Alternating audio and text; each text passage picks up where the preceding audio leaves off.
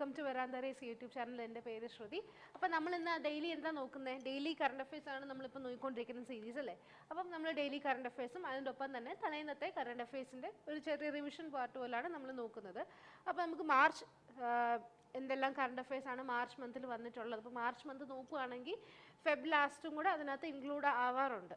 Okay, നോക്കാം നമുക്ക് March മന്തിൽ എന്തൊക്കെ പുതിയ പുതിയ ന്യൂസാണ് വന്നിട്ടുള്ളത്. അതിന് മുൻപ് നമുക്ക് കഴിഞ്ഞ ദിവസം കണ്ടിട്ടുള്ള ന്യൂസിനകത്തുനിന്ന് ചെറിയ റിവിഷൻ പോലെ ചെയ്യാം. ഓക്കെ, ആദ്യം തന്നെ ഒരു ഇന്ത്യൻ ഇൻസ്റ്റിറ്റ്യൂട്ടുമായിട്ട് ഈ പറയുന്നത് തായ്ലാൻഡിലെ ഒരു medicine institute, department of Thai traditional and alternative medicine എന്ന് പറഞ്ഞ DTAM എന്ന് പറഞ്ഞിട്ടൊരു ഇൻസ്റ്റിറ്റ്യൂട്ട് ഉണ്ടായിരുന്നു, അല്ലെങ്കിൽ ഒരു ഓർഗനൈസേഷൻ ഉണ്ടായിരുന്നു. അപ്പോൾ ഇന്ത്യയിലൊരു ഓർഗനൈസേഷൻ അല്ലെങ്കിൽ ഇന്ത്യയിലൊരു ഇൻസ്റ്റിറ്റ്യൂട്ടും തായ്ലാൻഡിലെ ഈ ഒരു ഇൻസ്റ്റിറ്റ്യൂട്ടും കൂടെ ചേർന്നിട്ട് എന്താ തായ്ലാൻഡിലെ മെഡിസിൻ രീതിയും ഇന്ത്യയിലെ കൺവെൻഷണൽ നാച്ചുറൽ അല്ലെങ്കിൽ കൺവെൻഷണൽ ആയുർവേദിക് രീതിയും കൂടെ തമ്മിൽ മെർജ് ചെയ്യാനോ അല്ല അങ്ങോട്ടും ഇങ്ങോട്ടും ഈ പറയുന്ന നോളജ് ഷെയർ ചെയ്യാനുള്ള രീതിയിൽ ഒരു MOU സൈൻ ചെയ്തിട്ടുണ്ട്, ഒരു കൊളാബറേഷൻ നടത്തിയിട്ടുണ്ടായിരുന്നു. അപ്പോൾ ഇന്ത്യയിലെ ഏത് ഇൻസ്റ്റിറ്റ്യൂട്ടായിട്ടാണ് തായ്ലാൻഡിൻ്റെ DTAM MOU സൈൻ ചെയ്തേക്കുന്നത് എന്നാണ് നമ്മുടെ ഫസ്റ്റ് ക്വസ്റ്റ്യൻ. എന്തിനു വേണ്ടിയിട്ടാണ് ഞാൻ പറഞ്ഞല്ലോ, തായ്ലാൻഡിലെ ട്രഡീഷണൽ മെഡിസിനും ഇന്ത്യയിലെ ട്രഡീഷണൽ മെഡിസിനും കൂടെ ചേർന്നിട്ട് എന്താ എക്സ്പേർട്സ് ഷെയറിങ്ങും അതുപോലെ മെഡിസിൻ ട്രീറ്റ്മെൻറ്റ് ഷെയറിങ്ങും ഒക്കെ നടത്താൻ വേണ്ടിയിട്ടായിരുന്നു. അപ്പോൾ ഏത് ഇൻസ്റ്റിറ്റ്യൂട്ടാണെന്ന് ഓർമ്മയുണ്ടോ? Correct answer national institute of Ayurveda of Jaipur ആണ്. ഓക്കെ, ഫസ്റ്റ് ഓപ്ഷൻ C ആണ് കറക്റ്റ് ആൻസർ. ഓക്കെ, അടുത്ത് നോക്കാം. ഒരു കമ്പനിയുടെ പേരാണ്. ഇന്ത്യയിലെ ആദ്യത്തേതും അല്ലെങ്കിൽ ഇന്ത്യയിലേക്ക് ഏറ്റവും ലാർജസ്റ്റും അല്ലെങ്കിൽ ഇന്ത്യയിലെ ഏറ്റവും ആദ്യത്തേതും അതുപോലെ തന്നെ സൗത്ത് ഏഷ്യയിലെ ഏറ്റവും ലാർജസ്റ്റുമായിട്ടുള്ള ഒരു അമ്മ്യൂണിഷൻ, അതായത് അമ്മ്യൂണിഷൻ നിങ്ങൾക്ക് അറിയാമല്ലോ എന്താണ്, വെപ്പണും കാര്യങ്ങളൊക്കെയാണ് അമ്മ്യൂണിഷൻ എന്ന് പറയുന്നത്. അപ്പം അങ്ങനെ ഒരു ഇൻറ്റഗ്രേറ്റഡ് അമ്മ്യൂണിഷൻ മാനുഫാക്ചറിങ് കോംപ്ലക്സ് ആണ് ഇപ്പോൾ റീസെൻ്റ് ആയിട്ട് ഉത്തർപ്രദേശിൽ വരുന്നത്. ഉത്തർപ്രദേശിലെ കാൺപൂർ എന്ന് പറഞ്ഞിട്ടുള്ള സ്ഥലത്താണ് ഇന്ത്യയിലെ ആദ്യത്തേതും സൗത്ത് ഏഷ്യയിൽ തന്നെ ഏറ്റവും ലാർജസ്റ്റ് ആയിട്ടുള്ള ഒരു അമ്മ്യൂണിഷൻ മാനുഫാക്ചറിങ് കോംപ്ലക്സ്. അത് ഏത് കമ്പനിയാണ് ഇത് ലോഞ്ച് ചെയ്തേക്കുന്നത് എന്നാണ് ചോദ്യം ചോദിച്ചേക്കുന്നത്. ഏതാണ്? അദാനിയാണോ, ഐക്കോം ആണോ, ഹിന്ദുസ്ഥാൻ മഹേന്ദ്ര, ഭാരത് ഫോർജ്, ഇതിലേത് കമ്പനിയായിട്ടാണ് ഈ പറയുന്ന ഇങ്ങനെ ഇന്ത്യയിലെ ആദ്യത്തെ അമ്മ്യൂണിഷൻ മാനുഫാക്ചറിങ് കോംപ്ലക്സ് സ്റ്റാർട്ട് ചെയ്തേക്കുന്നതെന്ന് അറിയാവോ? ഏതായിരുന്നു? അദാനി ഡിഫൻസ് ആൻഡ് എയറോസ്പേസിൻ്റെ ആണ് ഈ പറയുന്നത് സൗത്ത് ഏഷ്യയിലെ ഏറ്റവും വലിയതും അതുപോലെ തന്നെ ഇന്ത്യയിലേക്ക് ഏറ്റവും ആദ്യത്തേതുമായിട്ടുള്ള ഒരു അമ്മ്യൂണിഷൻ മാനുഫാക്ചർ കോംപ്ലക്സ് സ്റ്റാർട്ട് ചെയ്ത് ആന്ധ്രാപ്രദേശിലെ കാൺപൂർ എന്ന് പറഞ്ഞിട്ടുള്ള സ്ഥലത്താണ്, ഉത്തർപ്രദേശിലെ കാൺപൂർ എന്ന് പറഞ്ഞിട്ടുള്ള സ്ഥലത്താണ് ഈ പറയുന്ന ഒരു ഇൻഡസ്ട്രി അല്ലെങ്കിൽ ഒരു കോംപ്ലക്സ് സ്റ്റാർട്ട് ചെയ്യാൻ ഉദ്ദേശിക്കുന്നത്. ഓക്കെ, അടുത്ത ക്വസ്റ്റ്യൻ നോക്കാം. എന്താ പറഞ്ഞേക്കുന്നത്? യൂണിയൻ മിനിസ്ട്രിയുടെ പേര് അല്ലെങ്കിൽ യൂണിയൻ മിനിസ്റ്ററിൻ്റെ പേരാണ് ചോദിച്ചേക്കുന്നത്. എന്താ? സ്വയം പ്ലസ് പോർട്ടൽ. സ്വയം പോർട്ടൽ നമ്മൾ ഓൾറെഡി പറഞ്ഞിട്ടുണ്ടായിരുന്നു. അണ്ടർ എംപ്ലോയിഡ് ആയിട്ടുള്ള ആൾക്കാർക്ക് എംപ്ലോയബിലിറ്റി കൂട്ടാൻ വേണ്ടിയിട്ടും പ്രൊഫഷണൽ ഡെവലപ്മെൻറ്റിന് വേണ്ടിയിട്ടാണ് സ്വയം പോർട്ടൽ ഉള്ളത്. ഈ സ്വയം പോർട്ടലിന് തന്നെ ഒരു അപ്ഗ്രേഡഡ് വേർഷനാണ് ഈ സ്വയം plus portal.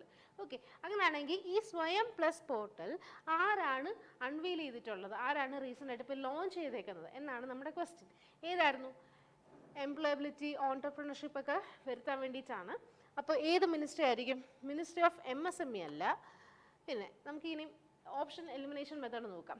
Ministry of social justice and empowerment വരേണ്ട കാര്യമില്ലല്ലോ. ഇവിടെ എന്താ പ്രൊഫഷണൽ ഡെവലപ്മെൻറ്റാണ് വരുന്നത്, അല്ല എംപ്ലോയബിലിറ്റി കൂട്ടാൻ വേണ്ടിയിട്ടാണ്. അപ്പോൾ അവിടെ സോഷ്യൽ ജസ്റ്റിസോ എംപവർമെൻറ്റ് ആവശ്യമില്ല. അതേപോലെ തന്നെ MSME മിനിസ്ട്രിയും ആയിരിക്കത്തില്ല. ഓക്കെ, അടുത്ത് റൂറൽ ഡെവലപ്മെൻറ്റ് എന്തായാലും വരത്തില്ല. റൂറൽ ഡെവലപ്മെൻറ്റിൻ്റെ ഭാഗമായിട്ടല്ലല്ലോ ഇത്, അല്ല. അപ്പോൾ റൂറൽ ഡെവലപ്മെൻറ്റ് മിനിസ്ട്രി ആകത്തില്ല. അടുത്തത് മിനിസ്ട്രി ഓഫ് എക്സ്റ്റേണൽ അഫയേഴ്സും വരത്തില്ല. ആകെ ഇവിടെ പോസിബിലിറ്റി എന്താ ഉള്ളത്? Ministry of education, skill development and entrepreneurship അല്ലേ. ഇതിനകത്തൂടെ ആൾക്കാർക്ക് സ്കിൽ ഡെവലപ്മെൻറ്റും അതുപോലെ തന്നെ അവർക്ക് ബിസിനസ് ഡെവലപ്മെൻറ്റും എംപ്ലോയബിലിറ്റി ഒക്കെ കൂട്ടാൻ പറ്റുന്നത് ഈ പറയുന്ന മിനിസ്ട്രിക്കകത്തൂടെ നടക്കത്തുള്ളൂ. അങ്ങനെയാണെങ്കിൽ ഇതിൻ്റെ യൂണിയൻ മിനിസ്റ്റർ ആയിട്ടുള്ള ധർമ്മേന്ദ്ര പ്രധാനാണ് കറക്റ്റ് ആൻസർ. അപ്പോൾ ഏത് മിനിസ്ട്രിയാണ്? Ministry of education and skill development and ഓൺടർപ്രണർഷിപ്പും അതിൻ്റെ യൂണിയൻ മിനിസ്റ്റർ ആയിട്ടുള്ള ധർമ്മേന്ദ്ര പ്രധാനുമാണ് ഈ ക്വസ്റ്റ്യൻ്റെ ആൻസർ എന്ന് പറയുന്നത്. ഓക്കെ, അപ്പം ഇതിനകത്തുനിന്ന് ചോദിക്കാൻ ചാൻസ് ഉള്ള മറ്റൊരു ക്വസ്റ്റ്യനാണ് സ്വയം പോർട്ടലിൻ്റെ ഫുൾ ഫോം. സ്വയം എന്ന് പറഞ്ഞിട്ടുള്ള വാക്കിന് അബ്രിവേഷൻ ഉണ്ട്, അതിൻ്റെ ഫുൾ ഫോം നോക്കുക. Study webs of active learning for young aspiring minds. Okay, അതിനകത്ത് Y എന്താ, M എന്താ, ഇതൊക്കെ ആയിരിക്കും ചോദിക്കുന്നത് സ്വയംനകത്ത്. Okay, study webs of active learning for young aspiring minds. Okay, അടുത്ത ക്വസ്റ്റ്യൻ നോക്കാം. ഫെബ്രുവരിയിൽ ഇപ്പം റീസെൻ്റ് ആയിട്ട് ഇന്ത്യൻ കോസ്റ്റ് ഗാർഡ്സിൻ്റെ ഫൗണ്ടേഷൻ ഡേ ഉണ്ടായിരുന്നു അല്ലേ. അപ്പോൾ അവർ റീസെൻ്റ് ആയിട്ട് അവർ റേസിംഗ് ഡേ ഒക്കെ ആചരിച്ചിട്ടുണ്ടായിരുന്നു. അത് നമ്മൾ ന്യൂസിനകത്ത് കണ്ടായിരുന്നല്ലോ. അപ്പം ചോദ്യം ഇതല്ല, ഇങ്ങനെയാണെങ്കിൽ ഇന്ത്യൻ കോസ്റ്റ് ഗാർഡിൻ്റെ റേസിംഗ് ഡേ എത്രാമത്തെ റേസിംഗ് ഡേ ആയിരുന്നു ഫെബ്രുവരിയിൽ അവർ ആചരിച്ചത്? എത്രാമത്തെ ആയിരുന്നു? 46ാമത്തെ റേസിംഗ് ഡേ ആണ് അവർ പ്രോഗ്രാം ഡേ അറ്റ് സീ എന്നുള്ള തീമോടുകൂടി അവർ ഒരു റൈസിംഗ് ഡേ 48ാമത്തെ റേസിംഗ് ഡേ ആണ് ഇന്ത്യൻ കോസ്റ്റ് ഗാർഡ് സെലിബ്രേറ്റ് ചെയ്തിട്ടുണ്ടായിരുന്നത്. ഓക്കെ,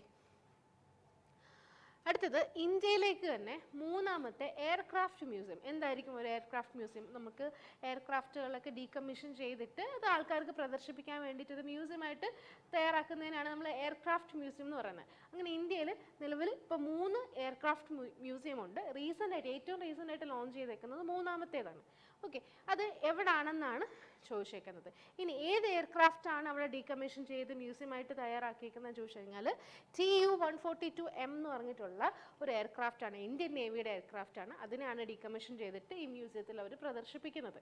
ഓക്കെ, അപ്പോൾ ആന്ധ്രാപ്രദേശിലെ വിശാഖപട്ടണത്തിലും അതേപോലെ തന്നെ വെസ്റ്റ് ബംഗാളിലൊക്കെയാണ്. ആന്ധ്രാപ്രദേശിൽ തന്നെ 2 എയർക്രാഫ്റ്റ് മ്യൂസിയം ഉണ്ട്. വിശാഖപട്ടണത്തിലെ കൊൽക്കട്ടയിലും ഒരു എയർക്രാഫ്റ്റ് മ്യൂസിയം ഉണ്ട്. ഇപ്പോൾ റീസെൻ്റ് ആയിട്ട് നോക്കുവാണെങ്കിൽ ആന്ധ്രാപ്രദേശിലെ വിശാഖപട്ടണത്തിലാണ് ഇന്ത്യയുടെ മൂന്നാമത്തേതും അതുമാത്രമല്ല ആന്ധ്രാപ്രദേശിൻ്റെ 2ാമത്തേതുമായിട്ടുള്ള എയർക്രാഫ്റ്റ് മ്യൂസിയം നിലവിൽ വന്നിട്ടുള്ളത്. ഏത് എയർക്രാഫ്റ്റാണ്? ഇന്ത്യൻ നേവിയുടെ TU-142M എന്ന് പറഞ്ഞിട്ടുള്ള എയർക്രാഫ്റ്റാണ് അവിടെ ഡീകമ്മീഷൻ ചെയ്തിട്ട് അതൊരു എയർക്രാഫ്റ്റ് മ്യൂസിയമായിട്ട് വന്നേക്കുന്നത്. അപ്പോൾ ഇന്ത്യയുടെ മൂന്നാമത്തെ എയർക്രാഫ്റ്റ് മ്യൂസിയമാണ് എവിടെയാണ്? ആന്ധ്രാപ്രദേശിൽ. ഒന്നാമത്തേതും മൂന്നാമത്തേതും ആന്ധ്രാപ്രദേശിലാണ്. രണ്ടാമത്തെ എയർക്രാഫ്റ്റ് മ്യൂസിയം വെസ്റ്റ് ബംഗാളിലാണ്. ഓക്കെ, ഇനി നമ്മുടെ ക്വസ്റ്റ്യൻസ് ഒക്കെ കഴിഞ്ഞു. ഇനി നമുക്ക് ഇന്നത്തെ കറണ്ട് അഫയേഴ്സ് എന്തൊക്കെയാണെന്ന് നോക്കാം. ആദ്യം തന്നെ മിനിസ്ട്രി ഓഫ് കൊമേഴ്സ് ആൻഡ് ഇൻഡസ്ട്രിയുടെ ഒരു ന്യൂസാണ്. അപ്പോൾ അതിൻ്റെ യൂണിയൻ മിനിസ്റ്റർ ആയിട്ടുള്ള പീയൂഷ് ഗോയൽ അല്ലേ. അപ്പോൾ അദ്ദേഹം ഇപ്പോൾ റീസെൻ്റ് ആയിട്ട് ഭാരത് സ്റ്റാർട്ടപ്പ് എക്കോസിസ്റ്റം രജിസ്ട്രി പോർട്ടലും അതുപോലെ തന്നെ അതിൻ്റെ ഒരു ഈ പറയുന്ന ഒരു വെബ്സൈറ്റും ലോഗോയും ലോഞ്ച് ചെയ്തിട്ടുണ്ടായിരുന്നു. നിങ്ങൾക്കറിയാമല്ലോ, നമ്മുടെ ഇന്ത്യയിലെ സ്റ്റാർട്ടപ്പ് കാര്യങ്ങളൊക്കെ ഒന്ന് എംപവർ ചെയ്യാൻ വേണ്ടിയിട്ടാണ് ഈ സ്റ്റാർട്ടപ്പ് മഹാകുംഭം എന്ന് പറഞ്ഞിട്ടുള്ളൊരു പ്രോഗ്രാം ഇപ്പം അവർ നടത്താൻ പോകുന്നുണ്ട്. ഫെബ്രുവരി മാർച്ച് മന്തിലൂടെ ആ 2 മന്ത് ചേർന്നിട്ടായിരിക്കും ഈ സ്റ്റാർട്ടപ്പ് മഹാകുംഭ് നടത്തുന്നത്. വേറൊന്നുമല്ല, 2047 ആകുമ്പോൾ ശ്രദ്ധിക്കുക, 2047 എന്താവും? അമൃത് കാലം എന്നാണ് പറയുന്നത്. നമ്മുടെ ഇന്ത്യക്ക് സ്വാതന്ത്ര്യം കിട്ടിയിട്ട് 100 വർഷമാവും അല്ലേ. 2047 ആകുമ്പോൾ ഇന്ത്യക്ക് സ്വാതന്ത്ര്യം കിട്ടിയിട്ട് 100 വർഷമോ. അതിന് ഇനി എത്ര വർഷങ്ങളുണ്ട്? 25 വർഷം കൂടിയുണ്ട് ഈ അമൃത് കാൽ ആകാൻ വേണ്ടിയിട്ട്. ഓക്കെ, അപ്പോൾ ആ ഒരു സമയം കൊണ്ട് നമ്മുടെ ഇന്ത്യക്ക് 100 വർഷം സ്വാതന്ത്ര്യം കിട്ടിയ 100 വർഷം ആകുമ്പോഴത്തേക്ക് നമ്മുടെ ഇന്ത്യ വികസിത ഭാരതമാകും അല്ലേ. അങ്ങനെ വികസിത ഭാരതം ആകണമെങ്കിൽ അതായത് ഓരോ സെക്ടേഴ്സും ഡെവലപ്പ് ചെയ്തിട്ട് വരുവാണ്. അങ്ങനെ സ്റ്റാർട്ടപ്പ് ഏരിയ അല്ലെങ്കിൽ സ്റ്റാർട്ടപ്പ് സെക്ടേഴ്സ് ഒക്കെ ഡെവലപ്പ് ചെയ്യാൻ വേണ്ടിയിട്ടാണ് ഇങ്ങനെ ഓരോ ഇന്നോവേഷൻസും ഇങ്ങനെ സ്റ്റാർട്ടപ്പ് മഹാകുംഭം എന്ന് പറഞ്ഞിട്ടുള്ള പ്രോഗ്രാംസ് ഒക്കെ കണ്ടക്ട് ചെയ്യുന്നത്. ഇനി എന്താണ് ഈ സ്റ്റാർട്ടപ്പ് മഹാകുംഭം എന്ന് പറയുവാണെങ്കിൽ പല സെക്ടേഴ്സിലുള്ള സ്റ്റാർട്ടപ്പ് കാണും. ഇപ്പം ടെക്നോളജി കാണും, ടെക്സ്റ്റൈൽസ് കാണും, അങ്ങനെ മെഡിസിൻ കാണും, അങ്ങനെ പല പല ഡിഫറെൻറ്റ് മേഖലയിലുള്ള സ്റ്റാർട്ടപ്പുകളുണ്ട്. ഇപ്പോൾ ഇതിൻ്റെ എല്ലാം ഇന്നോവേറ്റേഴ്സിനെ ഗ്യാദർ ചെയ്തിട്ട് ഇവരെയൊക്കെ ഒന്ന് പാർട്ടിസിപ്പേറ്റ് ചെയ്യിക്കാൻ വേണ്ടിയിട്ടാണ് ഈ പറയുന്ന സ്റ്റാർട്ടപ്പ് മഹാകുംഭം എന്ന് പറഞ്ഞിട്ടുള്ള പ്രോഗ്രാം. അങ്ങനെ ആ പ്രോഗ്രാമിൻ്റെ വെബ്സൈറ്റും ലോഗോയുമാണ് ഇപ്പോൾ റീസെൻ്റായിട്ട് ഇതിൻ്റെ യൂണിയൻ മിനിസ്റ്റർ ആയിട്ടുള്ള പീയൂഷ് ഗോയൽ ലോഞ്ച് ചെയ്തിട്ടുണ്ടായിരുന്നത്. ഓക്കെ, ഇതാണ് ആ ന്യൂസിനകത്ത് പറയാനുള്ളത്.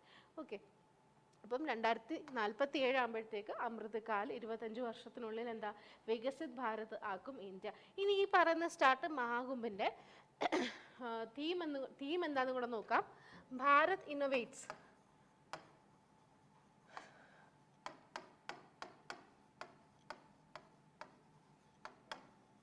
ഭാരത് ഇന്നോവേറ്റ്സ് എന്നുള്ള തീമോട് കൂടിയിട്ടാണ് ഈ സ്റ്റാർട്ടപ്പ് മഹാകുംഭ് നടക്കുന്നത്. ഓക്കെ, അപ്പോൾ ഇത്രയും കാര്യങ്ങളൊക്കെയാണ് ഇതിനകത്ത് മെയിനായിട്ട് പറയാനുള്ളത്. ഈ പറയുന്ന വെബ്സൈറ്റും ലോഗോയും ലോഞ്ച് ചെയ്തിട്ടുള്ളത് മിനിസ്റ്റർ ഓഫ്, ഇതെല്ലാം സ്റ്റാർട്ടപ്പ് അല്ല, അപ്പോൾ കൊമേഴ്സ് ആൻഡ് ഇൻഡസ്ട്രി മേഖലയ്ക്കകത്താണ് വരുന്നത്. അപ്പോൾ മിനിസ്റ്റർ ഓഫ് കൊമേഴ്സ് ആൻഡ് ഇൻഡസ്ട്രിയുടെ യൂണിയൻ മിനിസ്റ്റർ ആയിട്ടുള്ള പീയൂഷ് ഗോയലാണ് ഈ പറയുന്ന വെബ്സൈറ്റും ലോഗോയൊക്കെ ലോഞ്ച് ചെയ്തിട്ടുണ്ടായിരുന്നത്.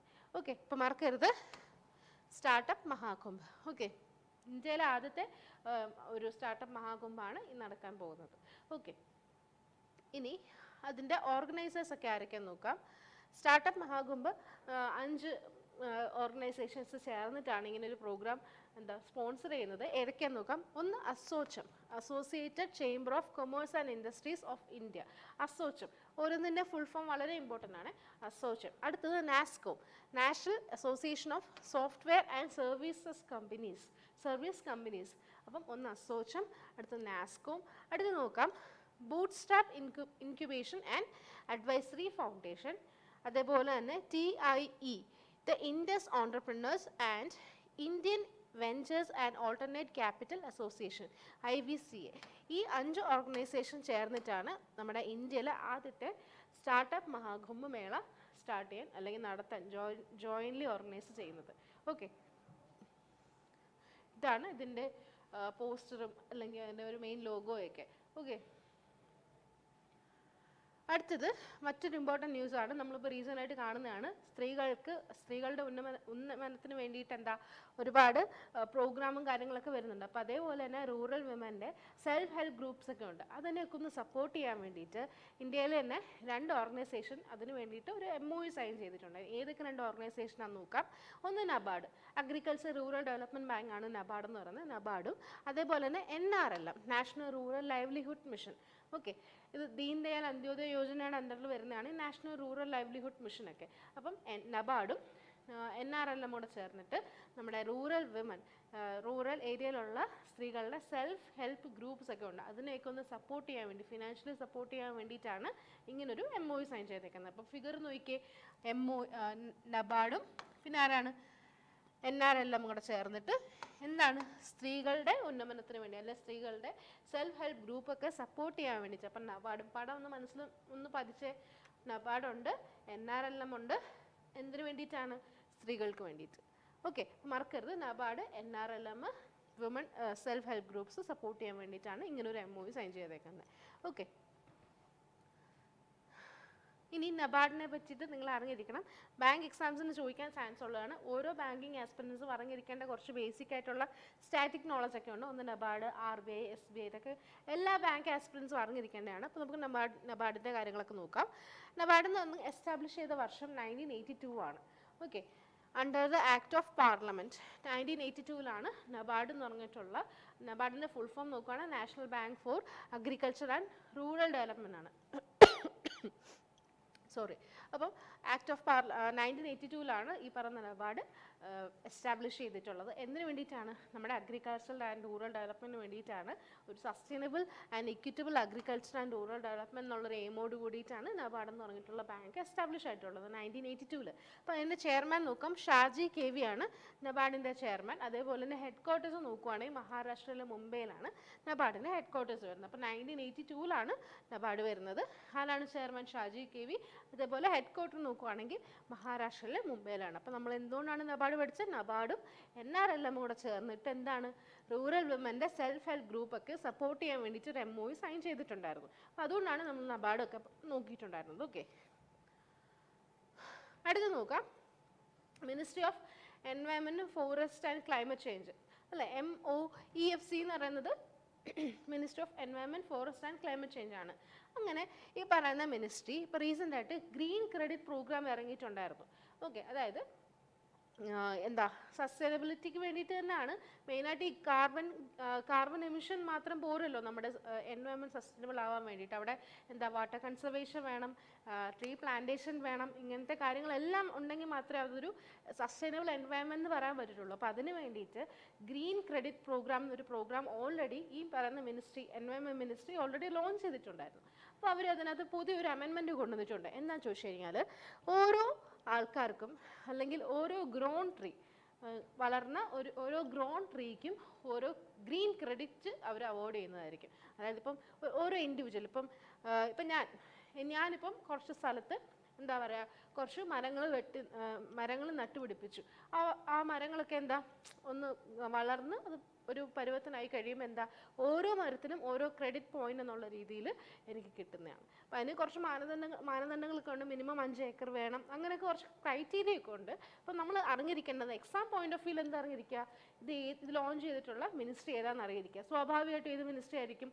ഇത് എൻവയൺമെൻറ്റ് റിലേറ്റ് ചെയ്തിട്ടാണ്. അപ്പോൾ മിനിസ്ട്രി ഏതായിരിക്കും? Ministry of environment, forestry and climate change ആയിരിക്കും. ഓക്കെ, ഓൾറെഡി വന്നിട്ടുള്ള പ്രോഗ്രാമാണ് ഗ്രീൻ ക്രെഡിറ്റ് പ്രോഗ്രാം. അതിൻ്റെ ഭാഗമായിട്ടാണ് ഇങ്ങനെ ഒരു ക്രെഡിറ്റ് സിസ്റ്റം വന്നിട്ടുള്ളത്. ഗ്രീൻ ക്രെഡിറ്റ് എന്നാണ് അതിൻ്റെ പേര്. ഓരോ ഗ്രോൺ ട്രീക്കും ഓരോ ക്രെഡിറ്റ് പോയിന്റ്സ് ആണ് കൊടുക്കുന്നത്.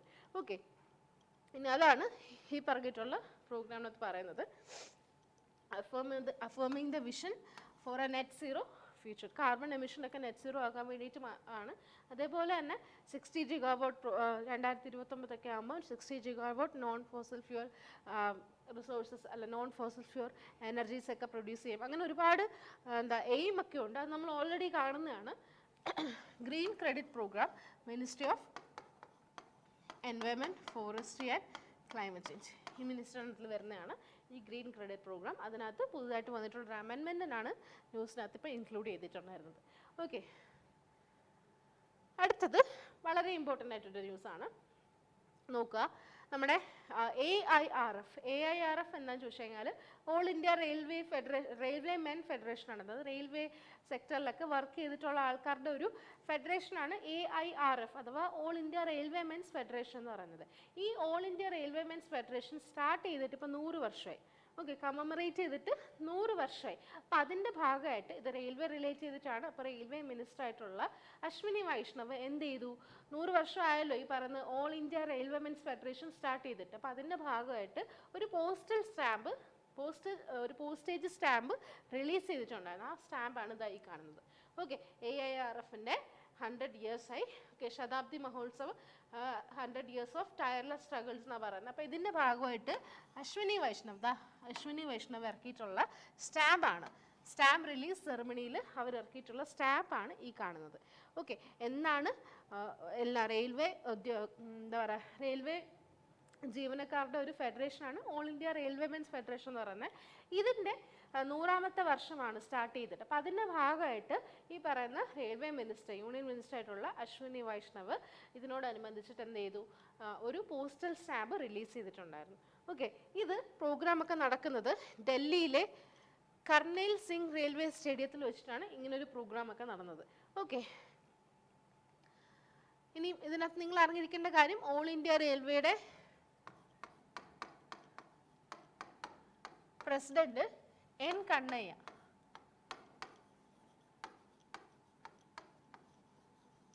ഓക്കെ, ഇതുപോലെ തന്നെ ഇത് വന്ന വർഷം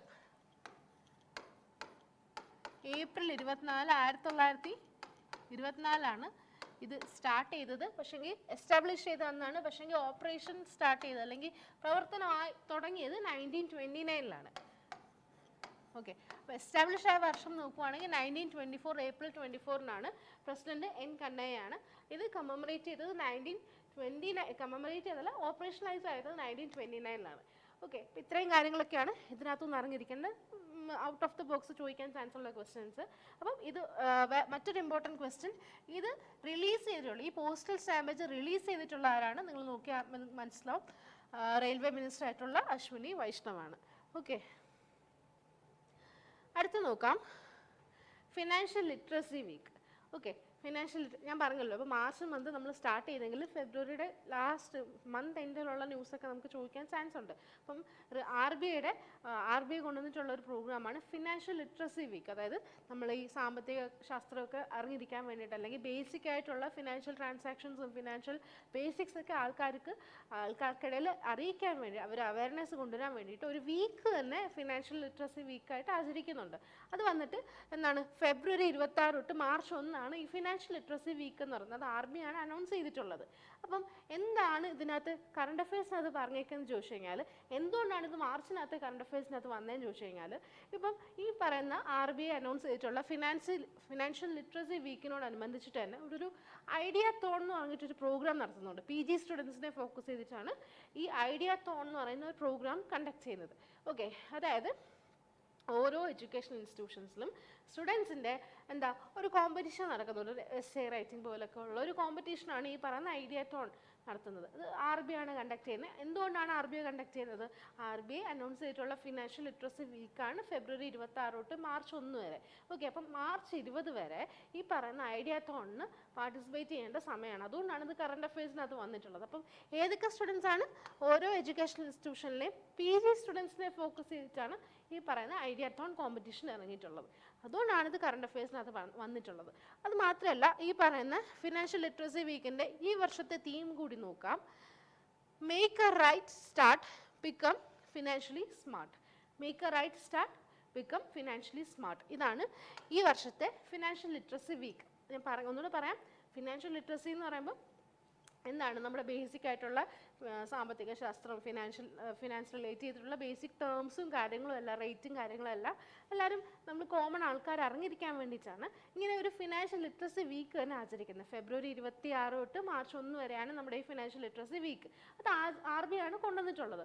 അപ്പോൾ അതിൻ്റെ ഭാഗമായിട്ട് ഇന്ത്യയിലുള്ള ഒട്ടുമിക്ക എഡ്യൂക്കേഷൻ ഇൻസ്റ്റിറ്റ്യൂഷൻസിലെയും PG സ്റ്റുഡൻസിനെ ഫോക്കസ് ചെയ്തിട്ട് അവരൊരു ഐഡിയാത്തോൺ കോമ്പറ്റീഷൻ നടത്തുന്നുണ്ട്. അപ്പോൾ അത് മാർച്ച് 20 വരെയാണ് ഡേറ്റ് ഉള്ളത്. അതിൻ്റെ ഭാഗമായിട്ടാണ് ഇത് കറണ്ട് അഫയേഴ്സിനകത്ത് വന്നത്. അപ്പോൾ ഇതിനകത്തൊന്ന് ചോദിക്കാൻ ചാൻസ് എന്താ, ഇങ്ങനെ ഒരു കോമ്പറ്റീഷൻ ആര് കണ്ടക്ട് ചെയ്തെന്ന് ചോദിക്കാം. അത് മാത്രമല്ല, ഈ പറയുന്ന വീക്ക് എന്ന് തൊട്ട് എന്ന് വരെയാണ്, അതേപോലെ ഈ പ്രാവശ്യത്തെ തീം എന്താണ്, ഇത്രയും കാര്യങ്ങളൊക്കെയാണ് ഇതിനകത്തൊന്ന് ചോദിക്കാൻ ചാൻസ് ഉള്ളത്. തീം ഒന്നുകൂടെ പറയാം. Make a right start, become financially smart. Okay, ഈ പാഠം ഓർത്തിരിക്കുക. ഫിനാൻഷ്യൽ ലിറ്ററസി ഐഡിയാത്തോൺ സബ്മിറ്റ് ഉണ്ട്, RBIയുടെ ആണ്. ഇത്രയൊക്കെ ഉള്ളൂ ഇതിനകത്തുനിന്ന് ചോദിക്കാൻ ചാൻസ് ഉള്ളത്. ഓക്കെ, ഇനി അടുത്ത് നമുക്ക് ഫിനാൻഷ്യൽ ലിറ്ററസി വീക്കിനെ പറ്റിയിട്ട് കുറച്ചുകൂടെ, അല്ലെങ്കിൽ ഈ ഒരു ഐഡിയാത്തോൺ പ്രോഗ്രാമിനെ പറ്റിയിട്ട് കുറച്ചുകൂടെ നോക്കാം. അതായത് ആൾക്കാർക്ക്, സ്റ്റുഡൻസ് ഇപ്പോൾ ഓൺലൈനായിട്ട് എന്താ അവർക്ക് പാർട്ടിസിപ്പേറ്റ് ചെയ്യാം. എന്തിനു വേണ്ടിയിട്ടാണ് ചോദിച്ചെങ്കിൽ ഫിനാൻഷ്യൽ ബിഹേവിയറിനെ പറ്റിയിട്ടുള്ള റെസ്പോൺസിബിലിറ്റിയും അങ്ങനത്തെ കാര്യങ്ങളൊക്കെ സ്റ്റുഡൻസിനെ എംപവർ ചെയ്യാൻ, സ്റ്റുഡൻസിനെ അതിലൊക്കെ എൻഗേജ് ചെയ്യാൻ വേണ്ടിയിട്ടാണ് ഇങ്ങനത്തെ കാര്യങ്ങളൊക്കെ നടത്തുന്നത്. മെയിനായിട്ട് യൂത്തിനെ ഈ ഫിനാൻഷ്യൽ ലിറ്ററസിയിലൊക്കെ എംപവർ ചെയ്യാൻ വേണ്ടിയിട്ടാണ് ഇങ്ങനൊരു ഫിനാൻഷ്യൽ ലിറ്ററസി വീക്കും അതിൻ്റെ ഭാഗമായിട്ടൊരു ഐഡിയാത്തോണും RBI കണ്ടക്ട് ചെയ്യുന്നത്. ഓക്കെ, ഇനി എന്തൊക്കെയാണെന്ന് നോക്കാം. ഇത് 2000 വാക്കിനകത്ത് 2000 വാക്കിൽ കവിയാതെ അവരൊരു പറഞ്ഞേക്കുന്ന ടോപ്പിക്കിൻ്റെ ബേസിൽ എന്ത് ചെയ്യണം, ഒരു എസ്സേ അല്ലെങ്കിൽ ഒരു റൈറ്റിംഗ് സബ്മിറ്റ് ചെയ്യണം. ഏതാണ് topic? Money matters for young adults, rethinking outreach strategies. ഈ ഒരു ടോപ്പിക്കിൻ്റെ ബേസിൽ 2000 വാക്കിൽ കവിയാതെ അവരെന്ത് ചെയ്യണം, പേപ്പർ സബ്മിറ്റ് ചെയ്യണം. ഓക്കെ, ഇതാണ് ഈ ഐഡിയാത്തോൺ കൊണ്ട് മെയിൻലി ഉദ്ദേശിക്കുന്നത്. ഇതാണ് മെയിൻ ഒരു ടോപ്പിക് അല്ലെങ്കിൽ മെയിൻ ഗെയിം തന്നെ ഈ പറയുന്ന കണ്ടന്റാണ്. ഓക്കെ, ടൈം ലൈൻ എന്ന് പറയുന്നത് ഫെബ്രുവരി 26 തൊട്ട് മാർച്ച് 20 വരെയാണ് ഇവർക്ക് സബ്മിറ്റ് ചെയ്യാനുള്ളത്. ഓൺലൈനായിട്ട് സബ്മിറ്റ് ചെയ്യാൻ പറ്റും. ടൈം ലൈൻ എന്ന് പറയുന്നത് ഫെബ്രുവരി 26 തൊട്ട് മാർച്ച് 20 വരെയാണ് സബ്മിറ്റ് ചെയ്യാനുള്ള ടൈം ലൈൻ എന്ന് പറയുന്നത്. ഇനി ക്യാഷ് പ്രൈസ് നോക്കാം. 3 കാറ്റഗറിയിലായിട്ടാണ് ക്യാഷ് പ്രൈസ് കൊടുക്കുന്നത്. ഫസ്റ്റ് പ്രൈസ് എന്ന് പറഞ്ഞാൽ 1 ലക്ഷം രൂപയാണ്, സെക്കൻഡ് പ്രൈസ് 75,000 രൂപ, തേർഡ് പ്രൈസ് 50,000 രൂപ. ഓക്കെ, ഈ 3 കാറ്റഗറിയിലായിട്ടാണ് ക്യാഷ് മണി വരുന്നത്. ഓക്കെ, ഇതൊക്കെയാണ് ഈ പറയുന്ന ഐഡിയാത്തോണിൻ്റെ ഭാഗമായിട്ട് നമ്മൾ അറിഞ്ഞിരിക്കേണ്ട ബേസിക് ആയിട്ടുള്ള കാര്യങ്ങൾ. ഓക്കെ, ഇനി നമുക്ക് മറ്റ് ഫിനാൻഷ്യൽ ലിറ്ററസി കൊണ്ടുവരാൻ വേണ്ടിയിട്ട് RBI മുന്നോട്ട് വെച്ചിട്ടുള്ള മറ്റ് ഇനിഷ്യേറ്റീവ് ഒക്കെ നോക്കാം. RBI ഒരു വെബ്സൈറ്റ് സ്റ്റാർട്ട് ചെയ്തിട്ടുണ്ട്.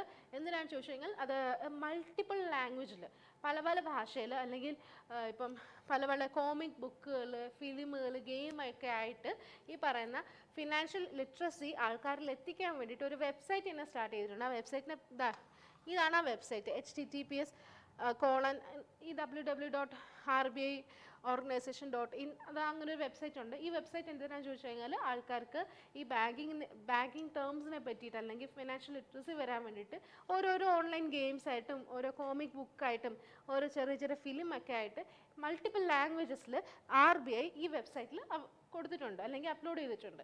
അതേപോലെ ഇതെല്ലാം എന്തിനാണ്? ഫിനാൻഷ്യൽ ലിറ്ററസി ആൾക്കാരിലേക്ക് എത്തിക്കാൻ വേണ്ടിയിട്ടാണ് RBI കൊണ്ടുവന്നിട്ടുള്ള ഓരോ ഇനിഷ്യേറ്റീവ്സ് ആണ്. ഇനി മറ്റൊരു ഇനിഷ്യേറ്റീവ് എന്താണെന്ന് ചോദിച്ചു കഴിഞ്ഞാൽ ഒരു national centre for financial education start ചെയ്തിട്ടുണ്ട്. അതായത് കുട്ടികൾക്കും അല്ലെങ്കിൽ ബേസിക് ആയിട്ടുള്ള കോമൺ ആൾക്കാർക്ക് ഈ ഫിനാൻഷ്യൽ ലിറ്ററസി പ്രോഗ്രാമിലൊക്കെ അല്ലെങ്കിൽ എഡ്യൂക്കേഷൻ പ്രോഗ്രാംസ് ഒക്കെ കണ്ടക്ട് ചെയ്യുന്നുണ്ട്. അതിലൊക്കെ പാർട്ടിസിപ്പേറ്റ് ചെയ്യാൻ വേണ്ടിയിട്ടാണ് ഇങ്ങനൊരു national centre for financial education വരുന്നത്. ആൾക്കാർക്ക് ഫിനാൻഷ്യൽ ലിറ്ററസി അവരിലേക്ക് എംപവർ ചെയ്യാൻ വേണ്ടിയിട്ട് അല്ലെങ്കിൽ അവർക്ക് അതൊക്കെ എൻഹാൻസ് ചെയ്യാൻ, കണ്ടന്റ് കൊടുക്കാൻ വേണ്ടിയിട്ടാണ് ഇങ്ങനെ ഓരോ എഡ്യൂക്കേഷൻ സെൻറ്റേഴ്സ് ഉള്ളത്. ഫിനാൻഷ്യൽ എഡ്യൂക്കേഷൻ നാഷണൽ സെൻറ്റർ എന്ന് പറയുന്നത് ഇതൊക്കെയാണ്. അതുപോലെ തന്നെ 2025 national strategy on financial education, ഇതൊക്കെ ഫിനാൻഷ്യൽ ലിറ്ററസി ആൾക്കാരിലേക്ക് എത്തിക്കാൻ വേണ്ടിയിട്ട് RBI കൊണ്ടുവന്നിട്ടുള്ള ഓരോ ഇനിഷ്യേറ്റീവ്സ് ആണ്. ഓക്കെ, അത് ജസ്റ്റ് എക്സാമിലൊന്നും ചോദിക്കത്തില്ല, പക്ഷെങ്കിൽ നമ്മൾ അതിനെപ്പറ്റി പറഞ്ഞുകൊണ്ട് അത് റിലേറ്റ് ചെയ്തിട്ടുള്ള കുറച്ച് കാര്യങ്ങളോട് ഇൻക്ലൂഡ് ചെയ്തതേ ഉള്ളൂ. ഓക്കെ, ഇനി RBIയുടെ സ്ട്രാറ്റജിക്ക് നോക്കാം. ഗവർണർ അറിയാലോ, ശക്തികാന്ത ദാസാണ്. 25ാമത്തെ ഗവർണറാണ്. RBIയുടെ 25ാമത്തെ ഗവർണറാണ് ശക്തികാന്ത ദാസ്. അപ്പോൾ നമ്മൾ എന്ത് ചെയ്യണം, ആദ്യത്തെ ഗവർണർ ആരാണ്, അതേപോലെ തന്നെ ആദ്യത്തെ ബ്രിട്ടീഷ് ഗവർണർ ആരാണ്, ഇതൊക്കെ നോക്കാം. ആദ്യത്തെ ഗവർണർ ഓസ്ബോൺ സ്മിത്ത് ആണ്. ഇന്ത്യയുടെ ഗവർണർ അല്ലേ, RBIയുടെ ഗവർണറാണ്. അദ്ദേഹമാണ് RBIയുടെ ആദ്യത്തെ ഗവർണർ. ഇനി ആദ്യത്തെ ഇന്ത്യക്കാരനായിട്ടുള്ള RBI ഗവർണർ നോക്കാം, CD ദേശ്മുഖ്.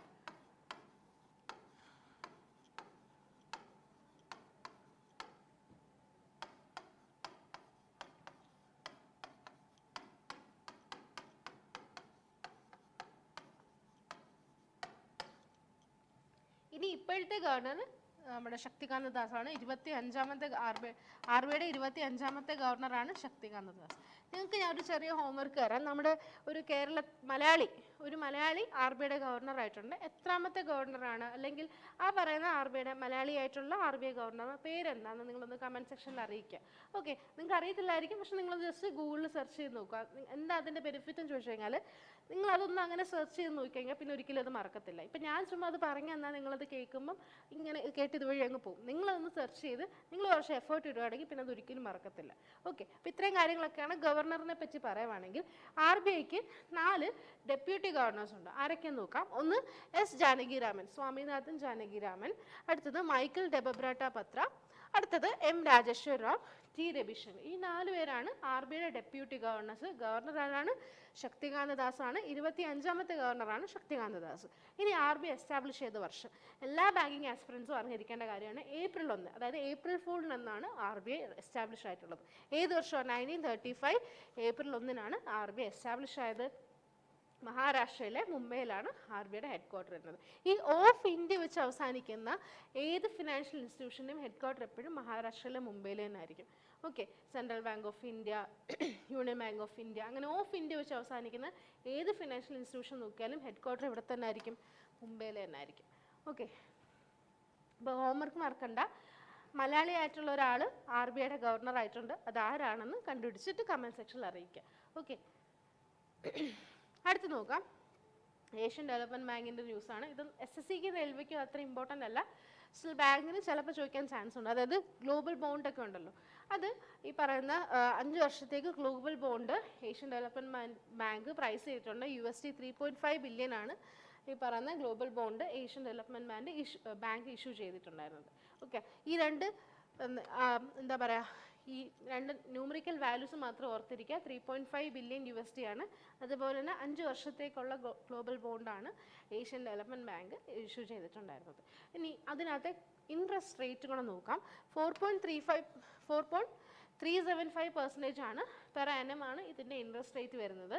അതേപോലെ മെച്യൂരിറ്റി പീരീഡ് March 6, 2029 ആണ് ഈ ഗ്ലോബൽ ബോണ്ടിൻ്റെ, അല്ലെങ്കിൽ ADB ഇഷ്യൂ ചെയ്തിട്ടുള്ള ഈ ഗ്ലോബൽ ബോണ്ടിൻ്റെ മെച്യൂരിറ്റി പീരീഡ്. ഓക്കെ, 2024 5 വർഷത്തേക്കാണ്. അപ്പോൾ സ്വാഭാവികമായിട്ടും മെച്യൂരിറ്റി പീരീഡ് എന്തായിരിക്കും? 2029 March 6 ഓക്കെ, റേറ്റ് 4.375% ആണ്. ഓക്കെ, അടുത്ത് നോക്കാം. മഹാരാഷ്ട്രയിൽ ഒരു ഒരു റിന്യൂവബിൾ എനർജി സംബന്ധിച്ചിട്ട് ഒരു ജോയിൻറ്റ് വെഞ്ചർ വരുന്നുണ്ട്. ഓക്കെ, ഒരു റിന്യൂവബിൾ എനർജി പാർക്കാണ് മഹാരാഷ്ട്രയിൽ ഇപ്പോൾ വരുന്നത്. ഇത് ആരൊക്കെയാണ് ലോഞ്ച് ചെയ്തേക്കുന്നത്, അല്ലെങ്കിൽ ഇതിന് വേണ്ടിയിട്ട് ആരൊക്കെയാണ് MOU സൈൻ ചെയ്തേക്കുന്നത് നോക്കാം. NGEL കേട്ടിട്ടുണ്ടോ? അതായത് NTPCയുടെ ആണ് ഈ പറയുന്ന NGEL എന്ന് പറയുന്നത് NTPC ഗ്രീൻ എനർജി ലിമിറ്റഡ്, അതാണ് NGEL. പിന്നെ ആരാണ്? മഹാരാഷ്ട്രയിലല്ലേ വരുന്നത്. അപ്പോൾ മഹാരാഷ്ട്രയിലെ റിന്യൂവബിൾ എനർജി സബ്സിഡറിയാണ് മഹാജൻകോ എന്ന് പറയും. ഓക്കെ, Maharashtra state power generation company limited, Mahagenco അല്ലേ. മഹാരാഷ്ട്ര സ്റ്റേറ്റ് ഗവൺമെൻറ്റിനെയാണ് മഹാജൻകോ എന്ന് പറയുന്നത്. അപ്പം NTPCയുടെ NGELും അതേപോലെ തന്നെ മഹാരാഷ്ട്രയുടെ സ്റ്റേറ്റ് ഗവൺമെൻറ്റിൻ്റെ മഹാജൻകോയും കൂടെ ചേർന്നിട്ട് എന്ത് ചെയ്തു? മഹാരാഷ്ട്രയിൽ ഒരു ജോയിൻറ്റ് വെഞ്ചർ സ്റ്റാർട്ട് ചെയ്യാൻ വേണ്ടിയിട്ട് ഒരു എഗ്രിമെൻറ്റ് സൈൻ ചെയ്തിട്ടുണ്ടായിരുന്നു. അതിനാണ് ജോയിൻറ്റ് വെഞ്ചർ എഗ്രിമെൻ്റ് എന്ന് പറയുന്നത്. ഓക്കെ, ഇത് എന്തിനാണ് ഈ ജോയിൻറ്റ് വെഞ്ചർ എഗ്രിമെൻറ്റ്? മഹാരാഷ്ട്രയിൽ റിന്യൂവബിൾ എനർജി പാർക്കുകൾ സ്റ്റാർട്ട് ചെയ്യാൻ വേണ്ടിയിട്ടാണ് ഇങ്ങനെ ഒരു ജോയിൻറ്റ് വെഞ്ചർ എഗ്രിമെൻറ്റ് സൈൻ ചെയ്തേക്കുന്നത്. ഒന്നുകൂടെ പറയാം, ആരൊക്കെയാണ്? NTPCയുടെ NGELും മഹാരാഷ്ട്ര സ്റ്റേറ്റ് ഗവൺമെൻറ്റിൻ്റെ മഹാജൻകോയും കൂടെ ചേർന്നിട്ട് മഹാരാഷ്ട്രയിൽ റിന്യൂവബിൾ എനർജി പാർക്ക് സ്റ്റാർട്ട് ചെയ്യാൻ വേണ്ടിയിട്ട് ഒരു ജോയിൻറ്റ് വെഞ്ചർ എഗ്രിമെൻ്റ് ആണ് അവർ സൈൻ ചെയ്തിട്ടുണ്ടായിരുന്നത്. ഓക്കെ, ഇനി 2032 ആകുമ്പോഴത്തേക്ക് 60 ജിഗാവോട്ടിൻ്റെ റിന്യൂവബിൾ എനർജി കപ്പാസിറ്റി ഉള്ള ഒരു റിന്യൂവബിൾ എനർജി പാർക്കാണ് ഈ പറയുന്ന മഹാരാഷ്ട്രയിൽ അവർ സ്റ്റാർട്ട് ചെയ്യാൻ ഉദ്ദേശിക്കുന്നത്. ഓക്കെ, ആരൊക്കെയാണ്? NTPCയുടെ NGEL മഹാരാഷ്ട്രയുടെ മഹാജൻകോയും കൂടെ ചേർന്നിട്ടാണ് മഹാരാഷ്ട്രയിൽ 60 ജിഗാവോട്ട് കപ്പാസിറ്റി ഉള്ള ഒരു റിന്യൂവബിൾ എനർജി പാർക്ക് 2032 ആകുമ്പോഴത്തേക്ക് അവർ എസ്റ്റാബ്ലിഷ് ചെയ്യും. അതിന് വേണ്ടിയിട്ടുള്ള ഒരു എഗ്രിമെൻ്റ് ആണ് അവരിപ്പോൾ സൈൻ ചെയ്തിട്ടുണ്ടായിരുന്നത്. ഓക്കെ, അടുത്ത നോക്കാം. CIL എന്താണ്? Coal India. CIL അല്ലേ? കോൾ ഇന്ത്യയും നമ്മുടെ ഭാരത് ഹെവി ഇലക്ട്രിക്കൽസ് ലിമിറ്റഡാണ് ബെൽ. ഓക്കെ, കോൾ ഇന്ത്യയും ബെല്ലും കൂടെ ചേർന്നിട്ട് ഇന്ത്യയിലെ ഒഡീഷയിൽ ഇപ്പോൾ റീസണായിട്ട് ഒരു അമോണിയം നൈട്രേറ്റ് പ്ലാന്റ് സ്റ്റാർട്ട് ചെയ്യുന്നുണ്ട് അല്ലേ? ഒരു അമോണിയം നൈട്രേറ്റ് പ്ലാന്റ് ഡെവലപ്പ് ചെയ്യാൻ വേണ്ടിയിട്ട് ഏതൊക്കെ 2 ഓർഗനൈസേഷനാണ്? കോൾ ഇന്ത്യ ലിമിറ്റഡും അതുപോലെ തന്നെ ഭാരത് ഹെവി ഇലക്ട്രിക്കൽസ് ലിമിറ്റഡ് കൂടെ ബെല്ലും കൂടെ ചേർന്നിട്ട് പറയുന്ന ഒഡീഷയിൽ അതും ഒരു ജോയിൻറ്റ് വെഞ്ചർ എഗ്രിമെൻ്റ് ആണ്. നമ്മൾ നേരത്തെ കണ്ടല്ലോ NGEL മഹാജൻകോയും, അതേപോലെ ഒരു ജോയിൻറ്റ് വെഞ്ചർ എഗ്രിമെൻ്റ് ആണ് ഇവിടെ നടക്കുന്നത്. അത് മഹാരാഷ്ട്രയിലാണെങ്കിൽ ഇതെവിടെ? ഒഡീഷയിലാണ്. ഓക്കെ, അതെന്താണ്? റിന്യൂവബിൾ എനർജി പാർക്കാണ്. ഇവിടെ എന്താണ്? ഒരു അമോണിയം നൈട്രേറ്റ് പ്ലാന്റ് ആണ്. ഓക്കെ, രണ്ടും റിന്യൂവബിൾ എനർജിയുടെ ഭാഗമായിട്ടൊക്കെ തന്നെ ഇലക്ട്രിക്കൽ എനർജിയുടെ ഭാഗമായിട്ട് തന്നെയാണ്. ഓക്കെ, സ്ഥലം ഓർത്തിരിക്കുക, ഇത് ഒഡീഷയിലാണ്. ഏതൊക്കെ ഓർഗനൈസേഷൻ തമ്മിലുള്ള ഏതൊക്കെ വെഞ്ചേഴ്സ് തമ്മിലുള്ള എഗ്രിമെൻ്റ് ആണ്? CILും ബെല്ലും കൂടെ ചേർന്നിട്ടാണ്. ഓക്കെ, ഇതിനെന്താ പറഞ്ഞേക്കുന്നത്? 6.60 lakh ton of ammonium nitrate, ഒരു വർഷം 6.6 ലക്ഷം അമോണിയം നൈട്രേറ്റ്, അത്രയും ലക്ഷം ടൺ അമോണിയം നൈട്രേറ്റ് പ്രൊഡ്യൂസ് ചെയ്യുന്ന ഒരു പ്ലാന്റ് ആണ്, നൈട്രേറ്റ് പ്ലാന്റ് ആണ് ഒഡീഷയിൽ അവർ സ്റ്റാർട്ട് ചെയ്യാൻ ഉദ്ദേശിക്കുന്നത്. ഓക്കെ, അടുത്തത് സംഗീത നാടക അക്കാഡമി പുരസ്കാരം. ഇതൊക്കെ പ്രസിഡന്റ് ദ്രൗപദി മുർമു അല്ലെങ്കിൽ അവാർഡ് കൊടുക്കുന്ന റിലേറ്റ് ചെയ്തിട്ടുള്ള ന്യൂസാണ്. ശ്രദ്ധിക്കുക, നേരത്തെ പറഞ്ഞില്ലല്ലോ, CILും ബെല്ലും കൂടെ ചേർന്നിട്ടാണ് ഒരു ജോയിൻറ്റ് വെഞ്ചർ. ഓക്കെ, ഫിഗറിനെ പറ്റി ഞാൻ ഒന്നും പറഞ്ഞില്ലായിരുന്നതായിരുന്നേ, മറക്കരുത്. കോൾ ഇന്ത്യയും ബെല്ലും കൂടെ ചേർന്നിട്ടാണ് ഒഡീഷയിൽ. ഇതുണ്ടോ ഈ ഫിഗർ ഒന്ന് ഓർത്തേ? കോൾ ഇന്ത്യ നല്ല ഇങ്ങനെ ഓവൽ ഷേപ്പ് അല്ലേ? അപ്പം നിങ്ങൾ ഇങ്ങനെ ഓർത്തിരിക്കുക, ഒഡീഷ. മറക്കോ? കോൾ ഇന്ത്യയും ബെല്ലും കൂടെ ചേർന്നിട്ട് ഒഡീഷ. കണ്ടോ ഇതെങ്ങനെ? ഇത് കണ്ട് ഈ ഓവൽ ഷേപ്പ് കാണുമ്പോൾ നിങ്ങൾക്ക് പെട്ടെന്ന് ആദ്യം O അല്ലേ ഓർമ്മ വരുന്നത്? അപ്പോൾ O ഫോർ ഒഡീഷ. ഓക്കെ, അടുത്ത് നോക്കാം. സംഗീത നാടക അക്കാഡമി, അതുപോലെ തന്നെ അക്കാഡമി പുരസ്കാർ, അങ്ങനത്തെ കുറച്ച് കാര്യങ്ങൾ, കുറച്ച് അവാർഡ്സ് ആണ് നമ്മൾ ഇതിന് പറയാൻ പോകുന്നത്. ഓക്കെ, അതായത് 6 ഫേമസ് ആൾക്കാർക്ക് എന്ത് കിട്ടി? സംഗീത നാടക അക്കാഡമി അവാർഡ്സ് കിട്ടിയിട്ടുണ്ടായിരുന്നു. അതുപോലെ തന്നെ 92 ആൾക്കാർക്ക് അക്കാഡമി പുരസ്കാരം കിട്ടിയിട്ടുണ്ട്. 2022-23 വർഷത്തിലെ അവാർഡ്സ് ആണ് ഈ കൊടുക്കുന്നത്. ഓക്കെ, ആരൊക്കെയാന്ന് നോക്കാം. ഇനി സംഗീത നാടക അക്കാഡമി വിന്നേഴ്സ് ആരൊക്കെയാന്ന് നോക്കാം. 6 പേർക്കാണ് കിട്ടിയിട്ടുള്ളത്. ആരൊക്കെയാണ് 6 ആൾക്കാരെന്ന് നോക്കാം. ഒന്ന് വിനായക് ഖഡേക്കർ, അതായത് ഓതർ ആൻഡ് ഫോക്ലോറിസ്റ്റ് ആണ് ഈ പറയുന്ന വിനായക് ഖഡേക്കർ. അടുത്തത് R വിശ്വേശ്വരൻ, ഒരു വീണ പ്ലെയർ ആണ് R വിശ്വേശ്വരൻ എന്ന് പറയുന്നത്. ഓക്കെ, അടുത്തത് ഒരു കഥക് ഡാൻസറാണ് സുനയാന ഹസാരിലാൽ. കഥക് ഡാൻസറാണ് സുനയന ഹസാരിലാൽ. നിങ്ങൾ ഈ 6 പേരേ ഉള്ളൂ. മറ്റ് 92 ആൾക്കാരുടെ ഒന്നും ചോദിക്കാൻ ചാൻസ് ഇല്ല, പേരൊന്നും ചോദിക്കത്തില്ല. പക്ഷേ ഈ 6 പേരുടെ പേര് ഓർത്തിരിക്കുക, അവരുടെ റെസ്പെക്റ്റീവ് ഫീൽഡുകളും ഓർത്തിരിക്കുക. മറ്റേതെന്താ, എത്ര പേർക്ക് കിട്ടിയത് മാത്രമേ, 92 എന്നുള്ളൊരു സംഖ്യ മാത്രം ഓർത്തിരുന്നാൽ മതി. ഓക്കെ, ആരൊക്കെയാണ്? ഓതറും ഫോക്ലോറിസ്റ്റും ആയിട്ടുള്ള വിനായക് ഖഡേക്കറും പിന്നെ വീണ പ്ലെയർ ആയിട്ടുള്ള R വിശ്വേശ്വരൻ. V ഫോർ വീണ, V ഫോർ വിശ്വേശ്വരൻ. അങ്ങനെ ഓർക്കുക. കോഡ് ഉണ്ടാക്കാൻ പറ്റുന്നതൊക്കെ കോഡ് ഉണ്ടാക്കി തന്നെ പഠിക്കുക. കഥക് ഡാൻസർ ആയിട്ടുള്ള സുനയാന ഹസാരിലാൽ. ഇനി കുച്ചിപ്പുടി ഡാൻസിങ് കപ്പിളാണ് രാജ ആൻഡ് രാധാറെഡ്ഡി. രാജാറെഡ്ഡിയും രാധാറെഡ്ഡിയും. ഓക്കെ, കുച്ചിപ്പുടി ഡാൻസിങ് കപ്പിളാണ്. അവർക്കിപ്പോൾ എന്ത് കിട്ടി? സംഗീത നാടക അക്കാഡമി ഫെലോഷിപ്പ് കിട്ടിയിട്ടുണ്ട്. അടുത്തത് തിയേറ്റർ ഡയറക്ടറാണ് ദുലാൽ റോയ്. ദുലാൽ റോയ് എന്ന് പറഞ്ഞിട്ടുള്ളൊരു തിയേറ്റർ ഡയറക്ടറുണ്ട്. അതുപോലെ തന്നെ അടുത്തത് റൈറ്റർ ആയിട്ടുള്ള ദയാപ്രകാശ് സിംഹ. ദയാപ്രകാശ് സിംഹ പ്ലേ റൈറ്ററാണ്. പിന്നെ ദുലാൽ റോയ് തിയേറ്റർ ഡയറക്ടറാണ്. അടുത്തത് കുച്ചിപ്പുടി ഡാൻസിങ് കപ്പിളായിട്ടുള്ള രാജാ റെഡ്ഡിയും രാധാറെഡ്ഡിയും. കഥക് ഡാൻസർ ആയിട്ടുള്ള സുനയാന ഹസാരിലാൽ. വീണ പ്ലെയർ ആയിട്ടുള്ള R വിശ്വേശ്വരൻ. പിന്നെ ആദ്യം പഠിച്ചത് ആരായിരുന്നു? ഓതറും ഫോക്ലോറിസ്റ്റും ആയിട്ടുള്ള വിനായക് ഖഡേക്കർ, വിനായക് ഖഡേക്കർ. ഓക്കെ, ഈ 6 പേർക്കാണ് ഇപ്രാവശ്യം ഈ വർഷത്തെ 2022-23 വർഷത്തെ, അത് ഇപ്രാവശ്യമാണല്ലോ കൊടുക്കുന്നത്, ഈ പ്രാവശ്യത്തെ സംഗീത നാടക അക്കാദമി ഫെലോഷിപ്പ് കിട്ടിയിട്ടുള്ള ഇവർ 6 പേർക്കാണ്. ഓക്കെ, അടുത്ത് നോക്കാം.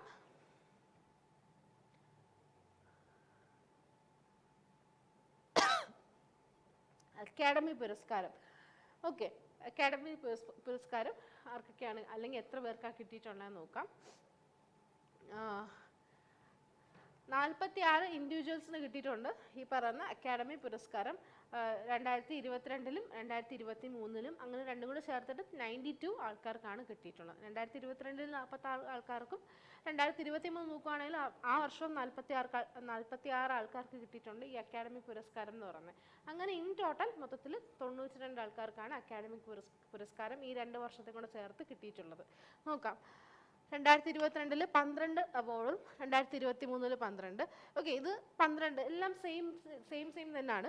ഇൻ ടോട്ടൽ മൊത്തത്തിൽ ഇവിടെ ഒരു 46, ഇവിടെയും 46 അവാർഡ് കിട്ടിയിട്ടുണ്ട്. ഓക്കെ, ഇത് നിങ്ങൾക്ക് അത്ര ഇമ്പോർട്ടൻ്റ് അല്ല, ഈ എണ്ണം മാത്രം 46, 92, 2022 ആ ഒരു സംഖ്യകൾ മാത്രം ഓർത്തിരുന്നാൽ മതി. പക്ഷേ നിങ്ങൾ ഇമ്പോർട്ടൻ്റ് ആയിട്ട് പഠിക്കുന്ന സംഗീത നാടക അക്കാദമി അവാർഡ്സ് ആണ്. ഇത് അക്കാദമി പുരസ്കാരമാണ്. ഓക്കെ, അടുത്തത് ഇതിനോടൊപ്പം തന്നെ ഉസ്താദ് ബിസ്മില്ല ഖാൻ അവാർഡും കൊടുത്തിട്ടുണ്ട്. ഉസ്താദ് ബിസ്മില്ല ഖാൻ യുവ പുരസ്കാരമാണ് കൊടുത്തിട്ടുണ്ടായിരുന്നത്. അത് മൊത്തത്തിലൊരു 80 ഇൻഡിവിജ്വൽസിനാണ് ഉസ്താദ് ബിസ്മില്ല ഖാൻ യുവ പുരസ്കാരം കൊടുത്തിട്ടുള്ളത്. ഇതും 2022-23 വർഷത്തിലെ അവാർഡുകളാണ് ഇവർ റീസണായിട്ട് കൊടുത്തിട്ടുണ്ടായിരുന്നത്. ഓക്കെ, ഇനി 2 ജോയിൻ്റ് അവാർഡുകളുണ്ട് 2022. Lata Tiwari and Sanjay Dutt Pandey folk music and dance ഫീൽഡിൽ ജോയിൻ്റ് അവാർഡാണ് ഈ പറഞ്ഞിരിക്കുന്നത്. അതേപോലെ 2023-ൽ നോക്കുകയാണ് പുനീത് നിമാരി ആൻഡ് അമിത് ഖണ്ഡൂരി തിയേറ്റർ രാംലീല എന്ന് പറഞ്ഞിട്ടുള്ള തിയേറ്റർ പെർഫോമൻസിനാണ് ഇവർ രണ്ടുപേർക്കും അവാർഡ് കൊടുത്തിട്ടുള്ളത്. ജോയിൻ്റ് അവാർഡ്സ് ആണ്. ഓക്കെ,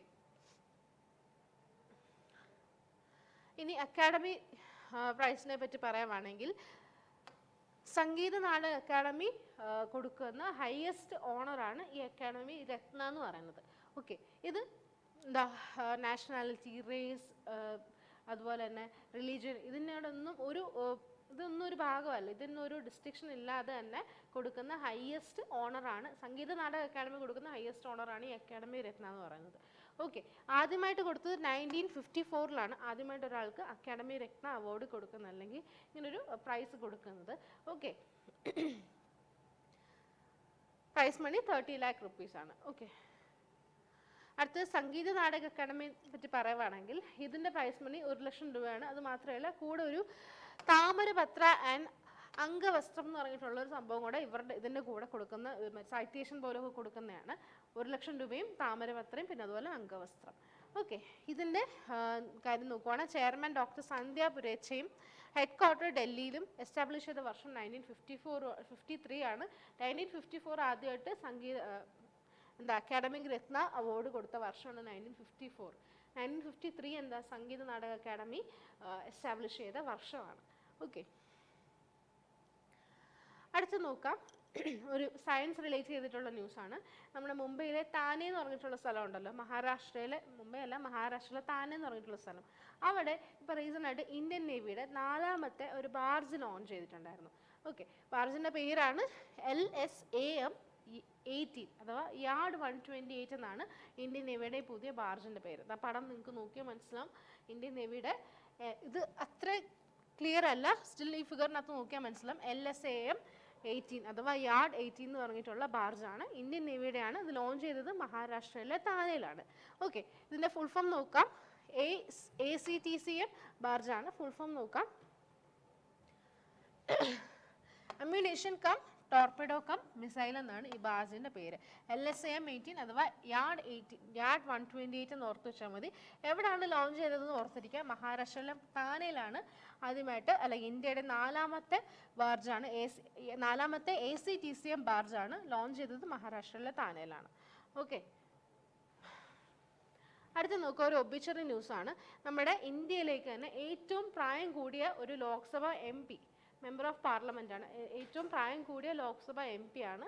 അദ്ദേഹത്തിൻ്റെ പേരാണ് ഷഫീഖുർ റഹ്മാൻ എന്ന് പറയും. ഷഫീഖുർ റഹ്മാൻ ബാർക്ക്. അദ്ദേഹം ഇപ്പോൾ റീസെൻ്റായിട്ട് മരണപ്പെട്ടിട്ടുണ്ടായിരുന്നു. 1930 ജൂലൈ 11 ഈ പറയുന്ന ഷഫീഖുർ റഹ്മാൻ ബാർക്ക് ജനിച്ചത്. യു പിയിലെ സംഭാൽ എന്ന് പറഞ്ഞിട്ടുള്ള സ്ഥലത്താണ്. 1930 ജൂലൈ 11 അദ്ദേഹം ജനിച്ചിട്ടുണ്ടായിരുന്നത്. അതുപോലെ തന്നെ അദ്ദേഹം യു പിയിലെ MP ആയിരുന്നു. ഓക്കെ, 17ാമത്തെ ലോക്സഭ 2019-24 വർഷത്തെ ഈ ഒരു കാലഘട്ടത്തിലെ മെമ്പർ ഓഫ് പാർലമെൻറ്റ് കൂടിയായിരുന്നു. ഓക്കെ, വയസ്സ് നോക്കുവാണെങ്കിൽ 93 ഇയേഴ്സ് ആണ്. ഏറ്റവും പ്രായം കൂടിയ MP ആണ് ഷഫീഖുർ റഹ്മാൻ ബാർക്ക് എന്ന് പറയുന്നത്. അദ്ദേഹമാണ് ഇപ്പോൾ റീസണായിട്ട് മരിച്ചിട്ടുണ്ടായിരുന്നത്.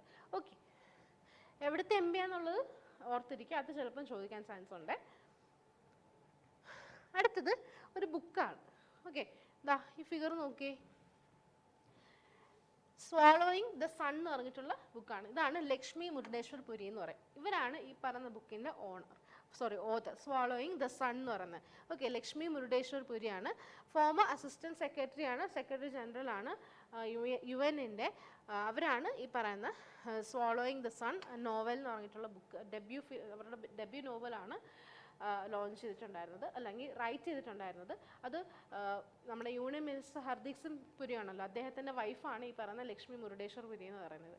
ഓക്കെ, അവർ എഴുതിയിട്ടുള്ള അവരുടെ ആദ്യത്തെ നോവലാണ് ഈ പറഞ്ഞ സ്വാളോയിങ് ദ സൺ നോവൽ എന്ന് പറയുന്നത്. ഓക്കെ,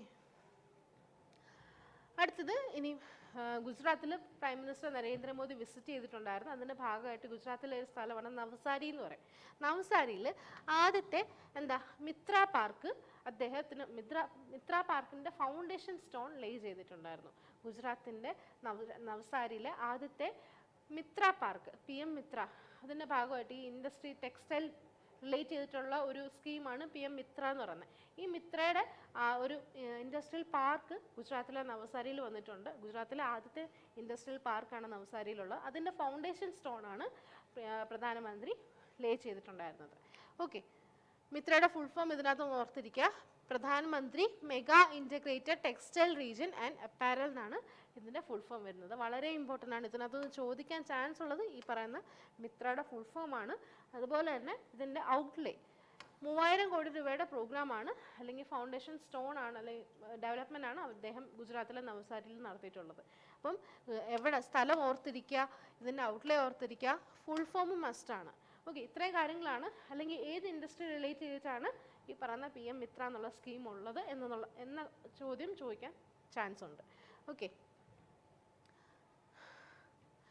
അതേപോലെ തന്നെ മറ്റൊരു ചോദ്യമാണ്, ഇദ്ദേഹം PM മോദി തന്നെ പുതുതായിട്ട് 2 pressurised heavy water reactors launch ചെയ്തിട്ടുണ്ടായിരുന്നു. എവിടേക്കാന്ന് നോക്കാം. ഒന്നെന്ന് പറയുന്നത് 1400 മെഗാവാട്ട് കപ്പാസിറ്റി ഉള്ളതാണ് ഗുജറാത്തിലെ സൂററ്റ് എന്ന് പറഞ്ഞ സ്ഥലത്തും, അതേപോലെ തന്നെ കക്രാപാറിൽ, ഈ 2 സ്ഥലത്താണ് 1400 മെഗാവാട്ട് കപ്പാസിറ്റി ഉള്ള ഹെവി വാട്ടർ റിയാക്ടേഴ്സ് ആണ് അദ്ദേഹം ലോഞ്ച് ചെയ്തിട്ടുണ്ടായിരുന്നത്. ഒന്ന് കക്രാപാർ അറ്റോമിക് സ്റ്റേഷനാണ്. ഓക്കെ, സൂററ്റിലുള്ളതാണ് ഈ കക്രാപാർ അറ്റോമിക് പവർ സ്റ്റേഷൻ എന്ന് പറയുന്നത്. അവിടെ 2 ഹെവി വാട്ടർ റിയാക്ടേഴ്സ് ആണ് PM മോദി ഇനോഗ്രേറ്റ് ചെയ്തിട്ടുണ്ടായിരുന്നത്. Okay, total capacity 1400 മെഗാവാട്ടാണ്. ഓക്കെ, അടുത്തത് വാരണാസിയിലുള്ള ഒരു പുതിയ ന്യൂസാണ്. വാരണാസിയിൽ സന്ത് ഗുരു രവിദാസ് എന്ന് പറഞ്ഞിട്ടുള്ള അദ്ദേഹമുണ്ട്. അദ്ദേഹത്തിൻ്റെ 647ാമത്തെ ബർത്ത് ആനിവേഴ്സറിയോടനുബന്ധിച്ചിട്ട് അവിടെ എന്ത് ചെയ്തു, വാരണാസിയിൽ സന്ത് ഗുരു രവിദാസിൻ്റെ ഒരു സ്റ്റാച്ചു തന്നെ അൺവീൽ ചെയ്തിട്ടുണ്ടായിരുന്നു. അത് അൺവീൽ ചെയ്തതും പ്രധാനമന്ത്രി നരേന്ദ്രമോദി എന്നാണ്. Okay, 647ാമത്തെ birth ആനിവേഴ്സറിയാണ്. UPയിലെ സ്ഥലമാണ് വാരണാസി. അവിടെയാണ് ഈ പറയുന്ന സന്ത് ഗുരു രവിദാസിൻ്റെ 647ാമത്തെ ബർത്ത് ആനിവേഴ്സറിയോടനുബന്ധിച്ചിട്ട് ഒരു സ്റ്റാച്ചു തന്നെ അൺവീൽ ചെയ്തിട്ടുണ്ടായിരുന്നത്. ഓക്കെ, ഇതിൻ്റെ കോസ്റ്റ് ഓർത്തിരിക്കുക, 62 കോടി രൂപയാണ് ഈ പറയുന്ന സ്റ്റാച്ചുവിൻ്റെ ഔട്ട്ലേ എന്ന് പറയുന്നത്. ഓക്കെ, അപ്പോൾ ഇത്രയും കാര്യങ്ങളൊക്കെയാണ് നമ്മളിന്ന് ഡിസ്കസ് ചെയ്തിട്ടുണ്ടായിരുന്നത്. എനിക്ക് തോന്നുന്നു നമ്മളിന്ന് കുറച്ചധികം ന്യൂസ് ഇന്ന് ഡിസ്കസ് ചെയ്യാനുണ്ടായിരുന്നു. അപ്പം നമ്മൾ അടുത്ത ദിവസം വരുമ്പം ഇതിൻ്റെ എല്ലാ റിവിഷനും കാണും. അതോടൊപ്പം തന്നെ നിങ്ങൾ റിവിഷൻ മാത്രം നോക്കിയിരിക്കരുത്, നോട്ട് പ്രിപ്പയർ ചെയ്യണം. എന്നാൽ മാത്രമേ നിങ്ങൾക്ക് എക്സാം സമയമാകുമ്പോൾ ഈ പഠിച്ചുകൊണ്ടൊക്കെ എന്തെങ്കിലുമൊക്കെ ഗുണം ഉണ്ടാകത്തുള്ളൂ. ഓക്കെ, അപ്പോൾ നമുക്ക് അടുത്ത സെഷനിൽ വീണ്ടും കാണാം. അതുവരേക്കും ടേക്ക് കെയർ, ബൈ.